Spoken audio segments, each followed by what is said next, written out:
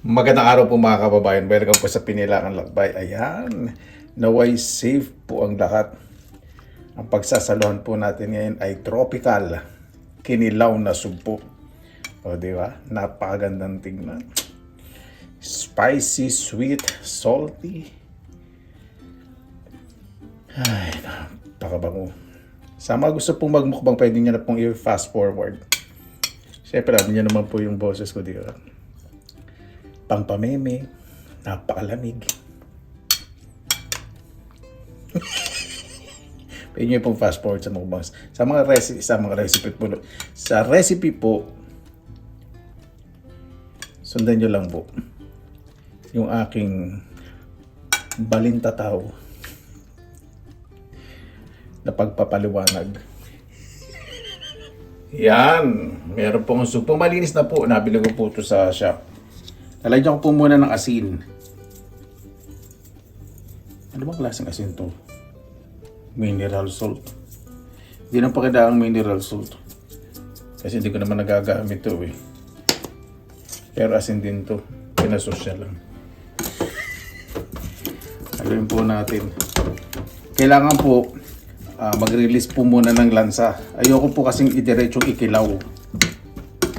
At tip nga po pala, pag bibili po kayo ng mga seafoods at ikikilaw po ninyo, lagay nyo po muna sa freezer. Kasi yun po yung nakakatulong para mawala yung mga ibang how do you call this? Meron mang gumagalaw-galaw na nabubuhay sa mga buhay na seafoods. Siyempre ito po kinilaw-hilaw. So, i-rest ko po muna ito ng 10 minutes hanggang sa mag-release po ng liquid and then huhugasan ko po. Ayan po. Kita ko po sa inyo, close up. Ayan o. Mas nag-release po siya ng liquid. Hugasan ko na po yan. Ganyan po gusto ko talaga eh kapag nagkikilaw. Ganyan din po ang father ko. Napakalinis pag nagkikilaw po. Ilocano po yun eh. Kaya mahilig sa mga kilaw, sa kakilawin. Ano po pagkakaiba ng kinilaw sa kilawin? Kilawin po, luto po yun, pinakuluan. Ang kinilaw-hilaw po talaga. Kaya pag hilaw, kailangan sa, ayan po, nung nilagyan ko ng asin, yung bula galing sa sugpo, mas lumabas. So, kailangan clear yung tubig. Malinis na malinis. Bago ko po timplahan po ito. Ayan, umpisahan ko na pong gawin ang ating sauce. Gagawin ko po ay tropical style. Ito pinaghalong Thai style, Filipino, or iba-iba po. Lagay po muna tayong bawang.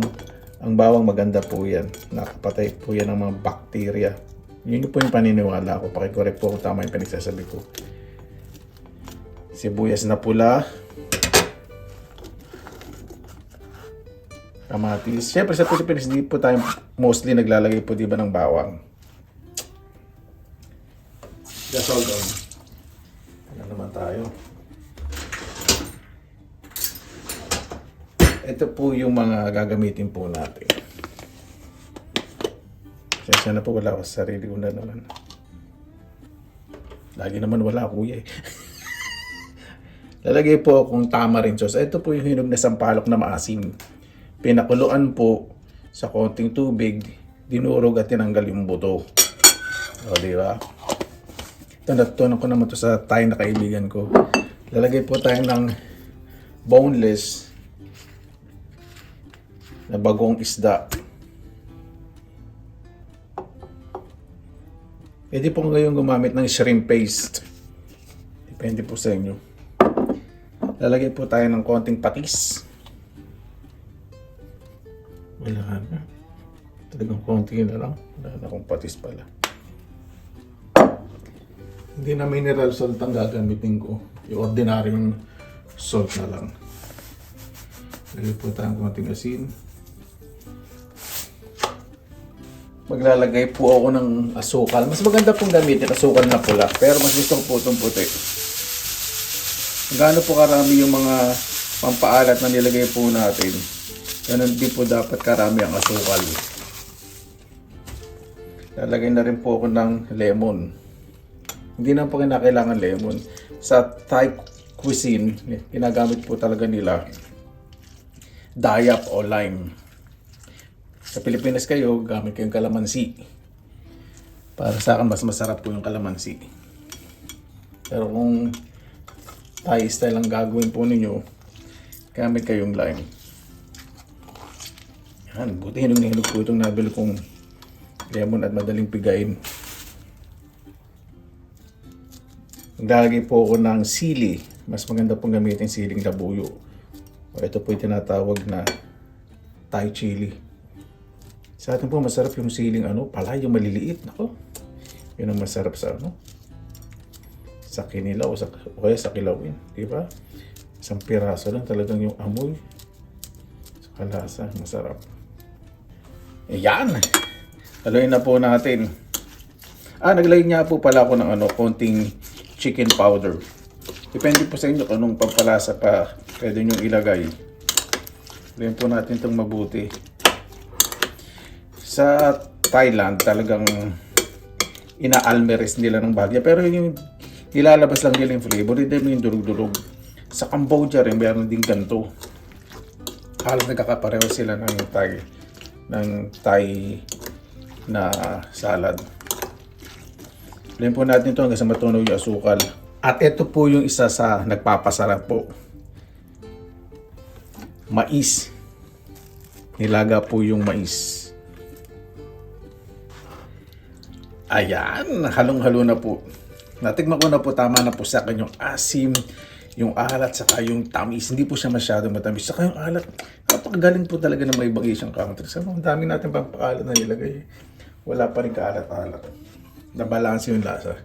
Galing din magbalanse ng lasa. Ilagay na po natin itong ating sugpo na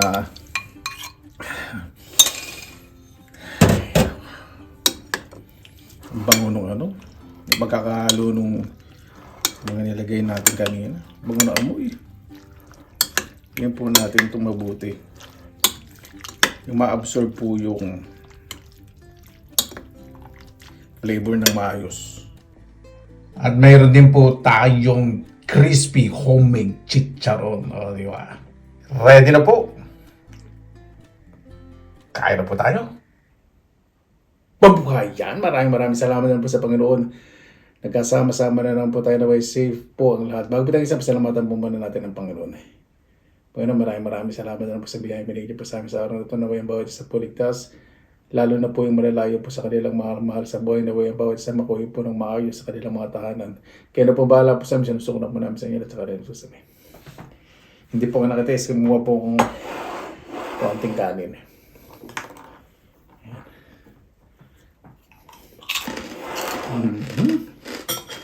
Ito. Ang muna natin dito. Lagay din po ang coriander.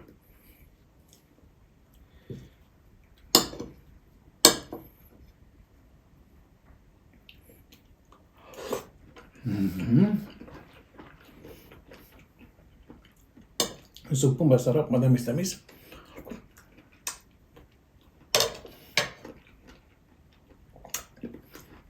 Ang sarap po pag may mais. Pwede pa kayo itong siling haba.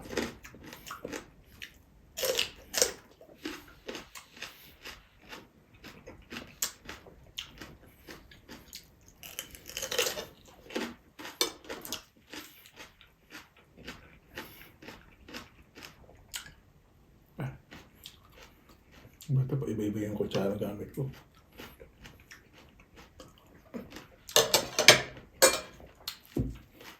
Sarap na magkaano.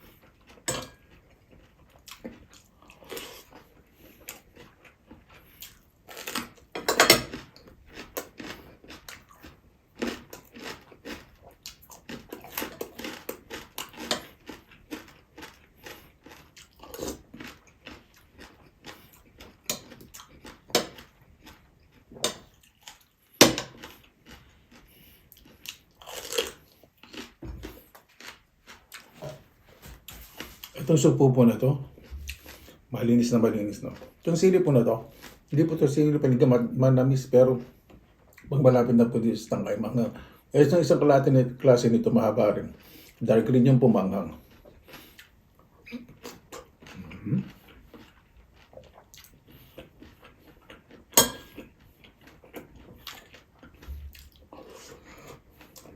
Hop.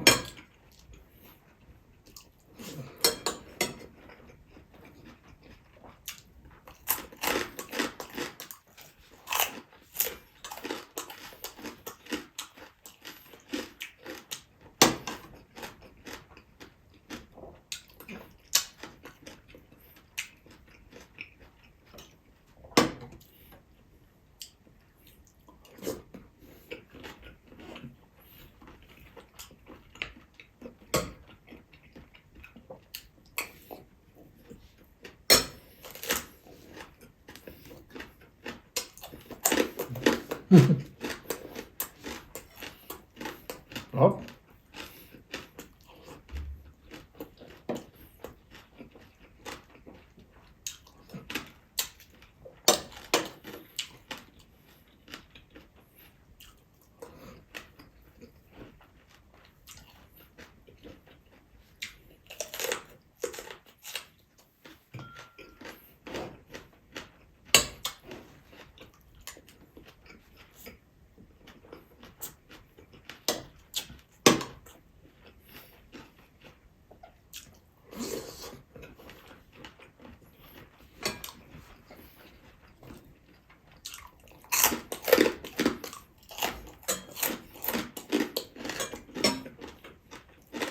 Pino.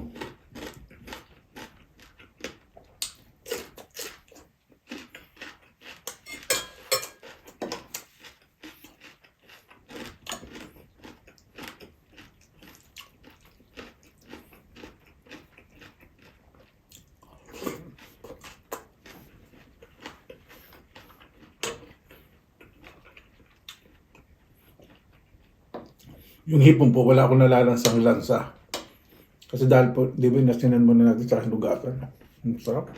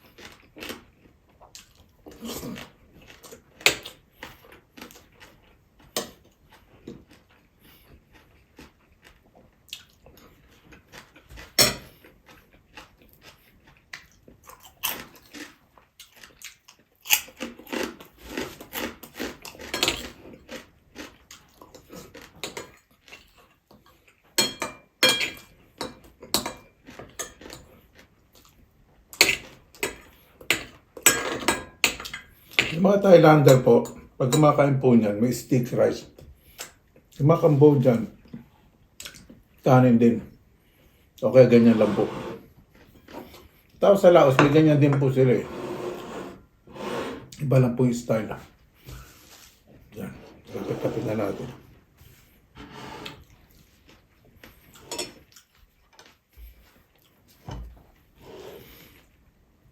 Yung mais nakakapagbalanse talaga yung lasa. Sarap.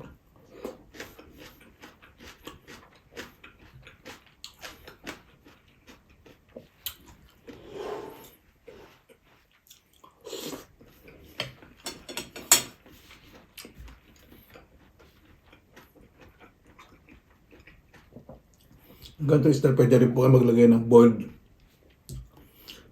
rice noodles. Palamigin nyo tapos pwede nyo ihalo rito. Thai style po talaga yun.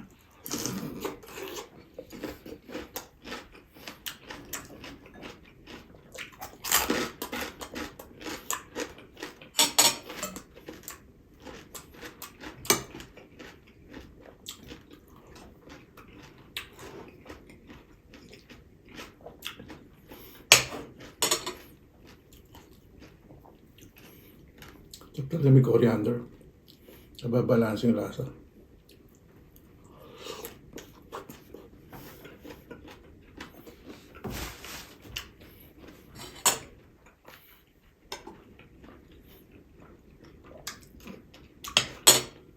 Tapos lettuce.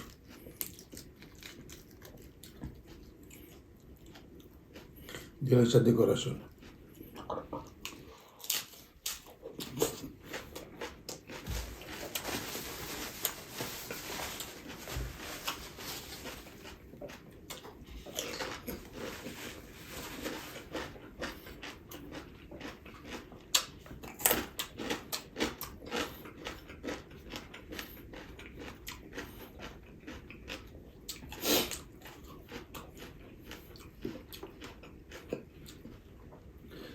Yung anghang lumalabas na sa anit ko.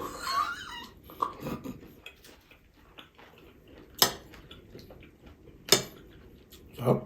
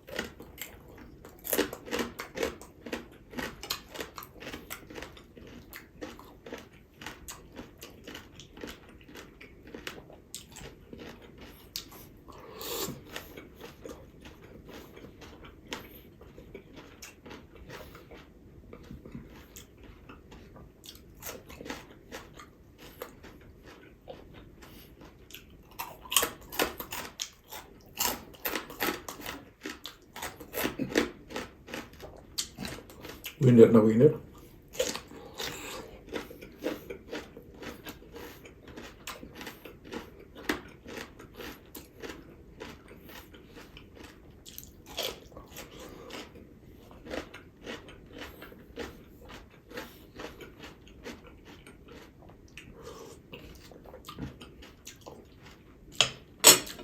May bawang siya pero hindi siya masyadong malasahan.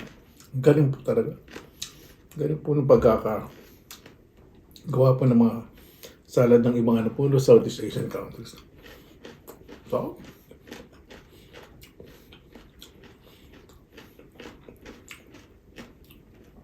panalong panalo.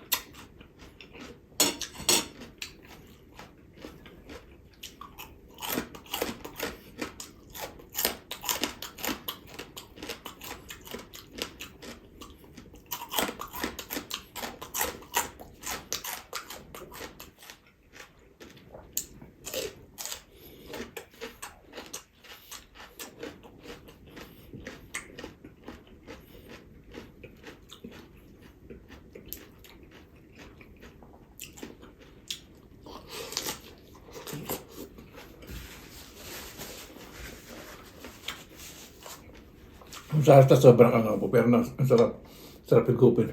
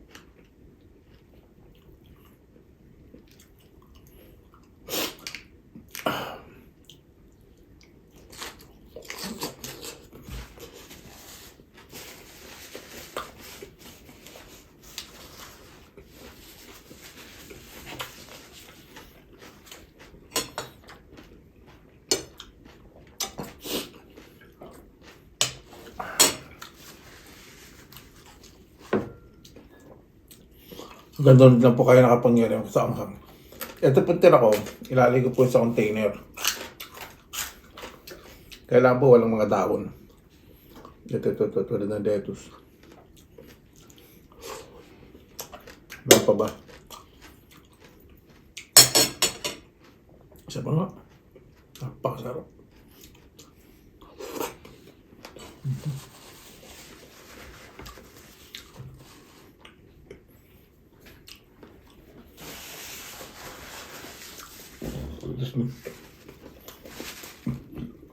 Ang pipino po nakatanggal din ang ahang sa bibig.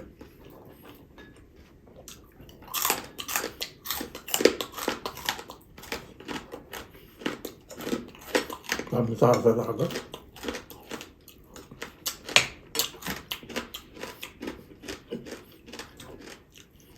Bakit na bagay sa chicharon?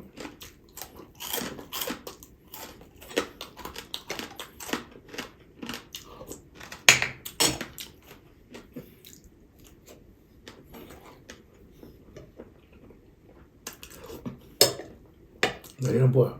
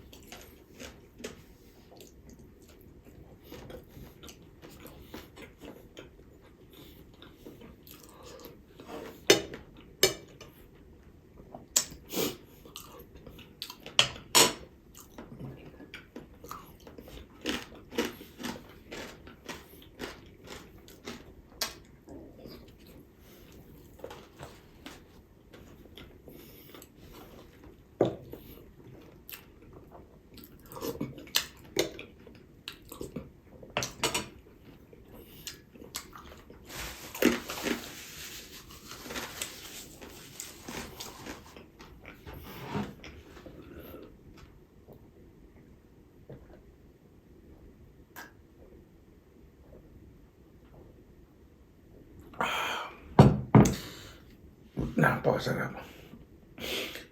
Hindi ako pinapawis ngayon eh. Kasi medyo nilalamig ako. Yun siguro dahil ano.